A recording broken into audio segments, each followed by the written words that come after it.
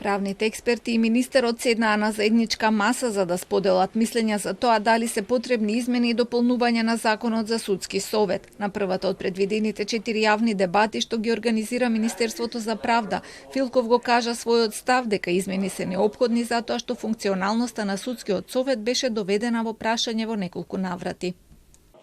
Потребно е денеска да го слушнеме вашето експертско мислење, особено во предлог на препораките за измени кои се однесуваат на дисциплинската постапка, постапката по жалба, изборот и разрешување, но и за други делови од законот.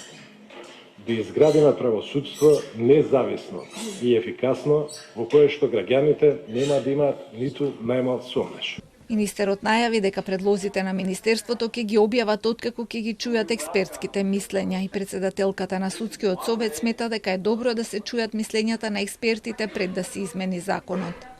И јас се надевам дека врз основа на сите предлози, сите ставови на почитуваните стручни лица, експерти и почитуваните чинители во правосудството ќе се изготви еден квалитетен текст еден квалитетен законски текст кој ќе биде во согласност со препораките на оценската мисија.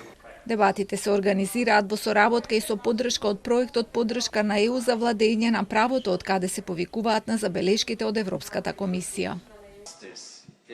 Во извештајот на Европската комисија од минатата година се набројуваат околу 40 препораки за судскиот совет во критичен момент кога довербата во него беше најниска во историјата на земјата. Предизвиците со кои се соочува овој совет произлегуваат од натрупаните проблеми поради неусогласување со законската рамка и несоодветно решавање на претходните состојби. Реформите во Судскиот совет и Советот на јавни обвинители се дел од владината агенда од самиот почеток на мандатот, но наместо распуштање како што се најавуваше ќе следуваат законски измени. Дебатите треба да завршат до крајот на декември, пошто ќе се излезе со решение. Новиот закон треба да биде готов до јуни следната година и да се базира врз основа на мислењето од Венецијанската комисија и препораките на ЕУ.